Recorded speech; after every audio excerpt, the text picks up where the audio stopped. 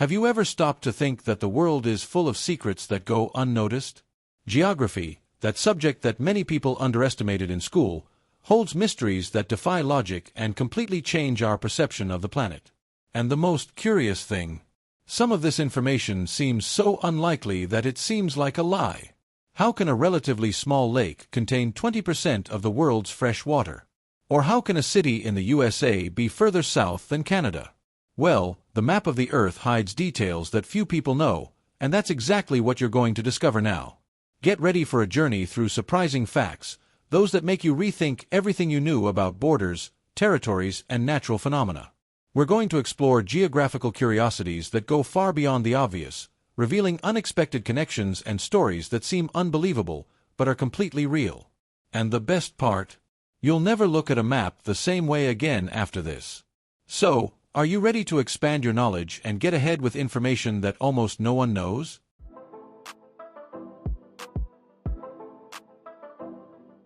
France may seem like a relatively small country when you look at a map of Europe, but what many people don't know is that it has the largest exclusive economic zone, EEZ, in the world. Thanks to its overseas territories spread across the Atlantic, Pacific, and Indian Oceans, its EEZ covers an impressive 11.7 million square kilometers.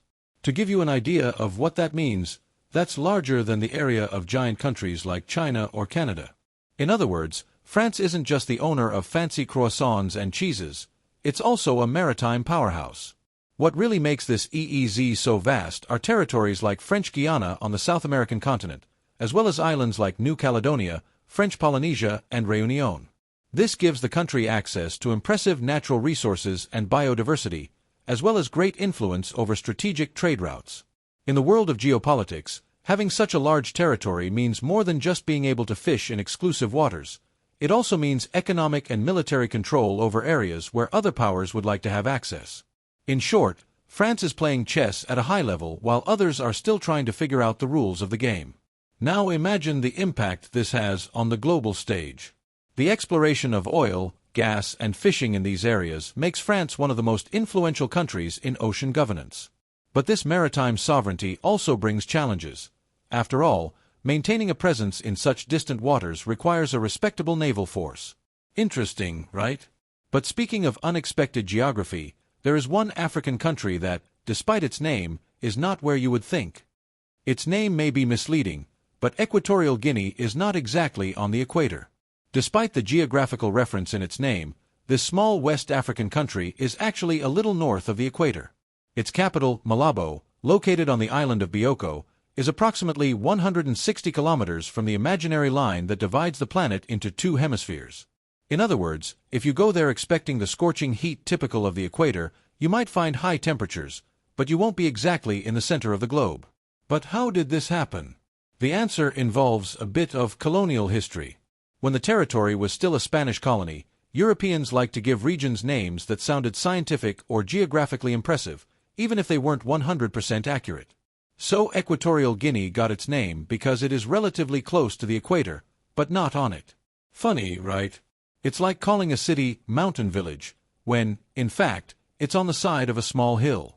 Sometimes, names don't tell the whole story.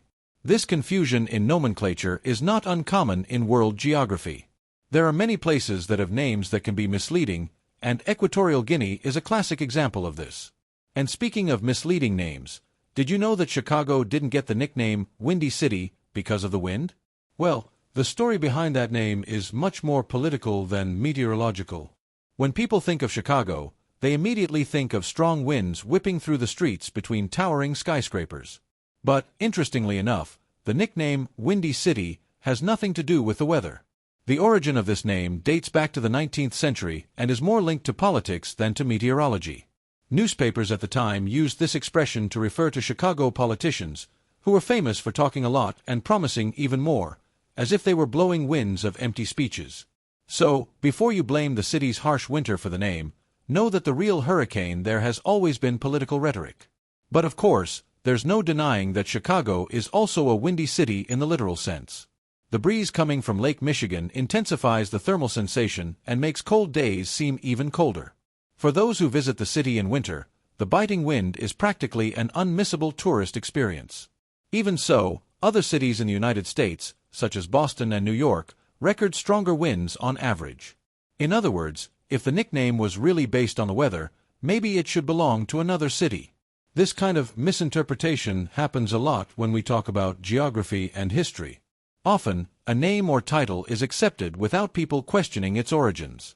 And if Chicago isn't as windy as it seems, imagine finding out that the highest mountain in the UK isn't in the UK?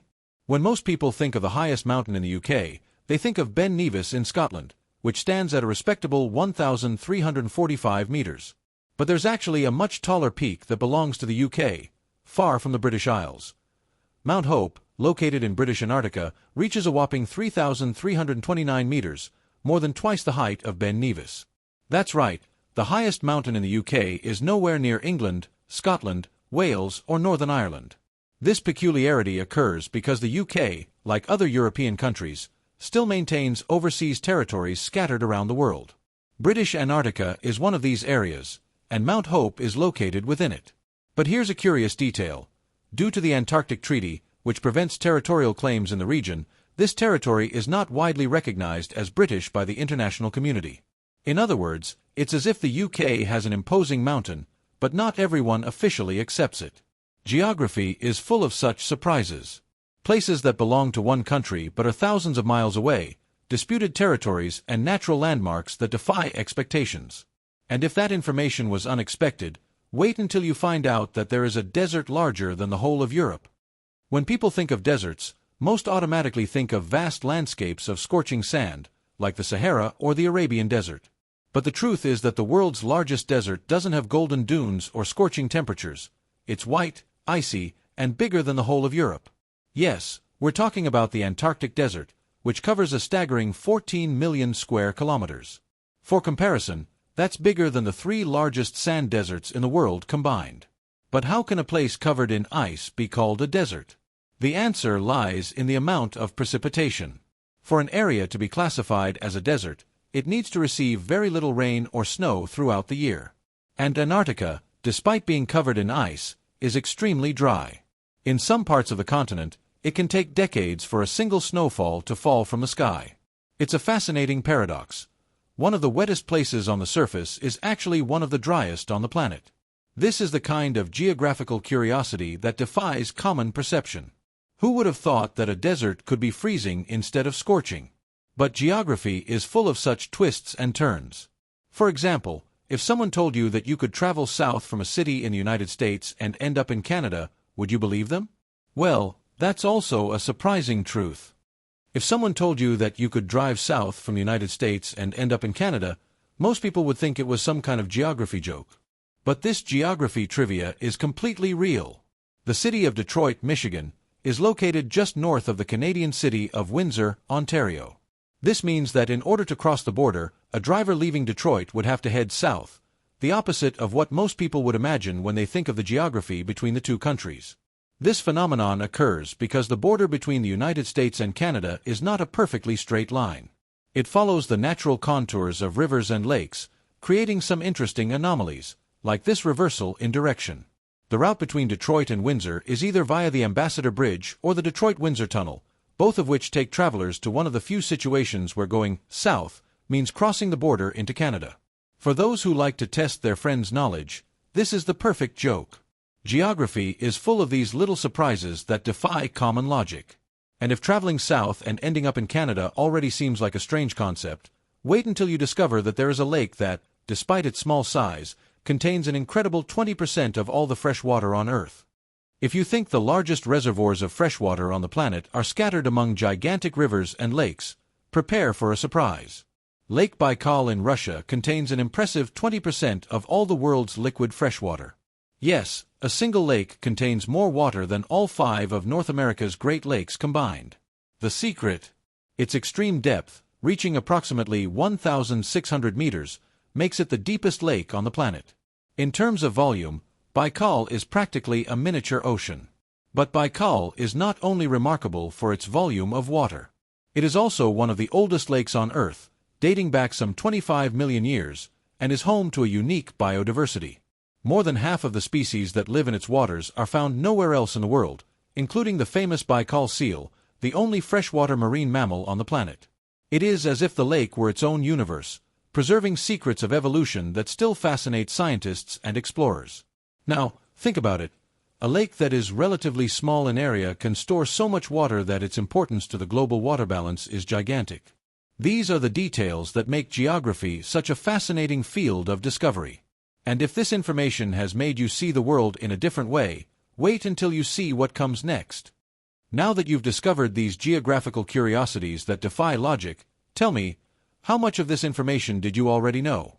The world is a real puzzle full of unexpected pieces, and understanding these peculiarities can completely change the way we see the planet. But the most important question is, what are you going to do with this knowledge?